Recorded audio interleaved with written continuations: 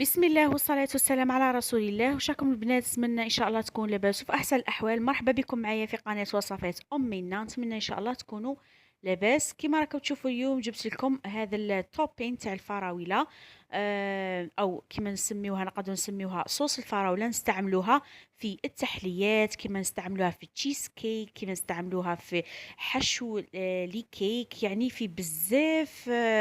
يعني نستعملوها في كحشو يعني، والله تستعمليها من فوق كطبقة في للتحلية. كما راكم تشوفوا أخواتي، هنايا عندي هنايا جبت حوالي 150 غرام تاع الفراولة. والله كمية حوالي كيس معمر مليح تاع الفراولة، كنت غسلتها مليح وقطعتها. كما راكم تشوفوا ضفت معاها نص كاس تاع الماء. ضفت كذلك حوالي 2 ملاعق كبار معمرين مليح تاع السكر العادي. وضفت هنايا ملعقة معمرة مليح تاع النشا. كما راكم تشوفوا هكذا خواتاتي بهذه الطريقة. هنا انا راح اخلطها في هذا الروبو تاع العصير. كما تقدري تخلطيها في بالميكسور برا هكذا وتخلطي. ولكن هذه العملية تجي اسهل. هكذا خواتاتي نخلط مليح مليح حتى يتخلط لي هذاك الفريز مليح. هكذا بهذه الطريقة. بعد ما تخلط لي راح نجيب هنايا هذا الكسرونة طبعا اللي تنحطوها على النار. نفرغ الخليط تاعي هكذا. هكذا نفرغ الخليط تاعي ونحطو على النار. نار تكون متوسطة البنات، ما تقويوش النار بزاف، تكون متوسطة وتستمر في التحريك. يعني حركي حركي حركي حتى يثقل ليك الخليط. دوك تشوفوا هنايا المرحلة،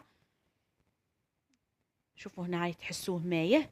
اما تحطيه على النار راح يثقل ليك هذا الصوص. هذه البنات تجي بزاف بزاف بزاف بنينه البنات ومليحه. تقدري تستعمليها في التحليات، تقدري ديريها في المحلبي، يعني الناس اللي يعرفوا المحلبي تجي كطبقه من فوق هكذا، تجي روعه. هنا البنات شوفوا تقدروا تكتفيوا بهذا لاصوص هكذا، يعني تكون هكذا وحدها سائله هكذا. او لا ديروا كيما انا درت. دوك تشوفوا معايا المرحله ما بعد هذه، دوك تشوفوها هنا راه بدا يثقل ليا. كيما راكم تشوفوا، شوفوا راه بدا يختار. ها غير نار متوسطه برك. هنا بعد ما يبدا يختار ليا كيما قلت لكم تقدروا تكتفيوا غير هكذا، تحبوها صوص صافيه هكذا. او لا تضيفوا هذه المرحله اللي انا راح نضيفها، اللي هي كاس اخر من الفراوله ثاني قطعتها قطع صغيرة هكذا وضفتها. نكمل نحرك باش هذيك الفراولة اللي ضفتها راح تزيد تطلق لي الماء تاعها هكذا خواتاتي. كيما راكم تشوفوا نكمل نخلط حوالي دقيقة فقط ونطفي هكذا.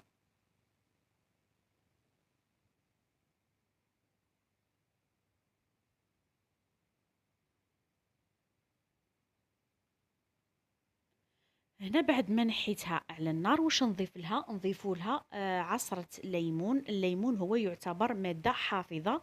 نضيفوها يعني في حال ما درتي كمية كبيرة وراح تخبيها، ديري القارص هكذا، نديرو غير عصرة فقط.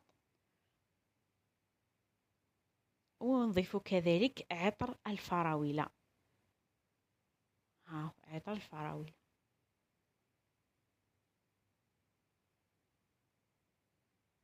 هكذا بهذه الطريقة تعطينا نكهة ولون في نفس الوقت. ونحركوا هذا الصوص تاعنا. كما قلت لكم تقدروا ما تضيفوش هذوك القطع تاع الفراولة. هكذا الصوص يا البنات من أروع ما يكون. صدقوني تحتاجوها في رمضان بإذن الله. إن شاء الله يا ربي يدخل علينا بالصحة والهنا. كما راكم تشوفوا هذا لاصوص تخبيها في بورت مونجي والله، وديريها في المجمد هكذا وتجبديها. ديري تحلية تاعك تجبديها، ما ظلي تخدمي فيها ما والو، ديجا راها واجدة هكذا. شوفوا البنات كيفاش خاثرة، تجي روعة. ذاك اللون تاع الفريز يعني ما شاء الله البنات.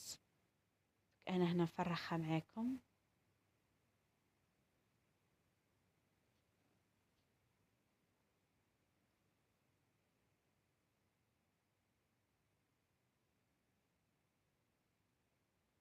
شوفوا اخواتي، شوفوا ديك الخثيره تجي روعه روعه روعه، وسهله وغير مكلفه يعني، وما شاء الله تزيد النص في التحليه تاعك.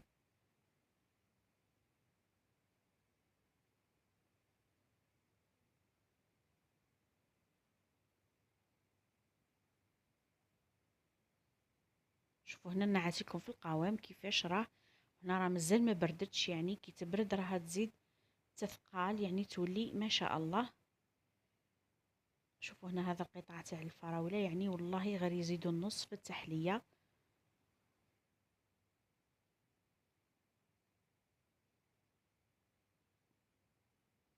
إذا أخواتي هذا هو كان الفيديو تاعنا نهار اليوم. هذه كانت وصفتنا نهار اليوم، وصفة بسيطة يعني لتحضيرات رمضان إن شاء الله يا ربي. وجدوها البنات وخبوها في الكونجيلاتور، يعني وقت ما تحتاجوها راح تجبدوها، تستعملوها في التحليات، تستعملوها ميم في لي تارتولات، في لي تشيز كيك، في الكيك، يعني ولا أروع. متعددة الاستعمالات هي. هذه يا خواتاتي، نتمنى ان شاء الله يكون عجبكم فيديو نهار اليوم. نلتقي في فيديو قادم ان شاء الله. مع السلامة.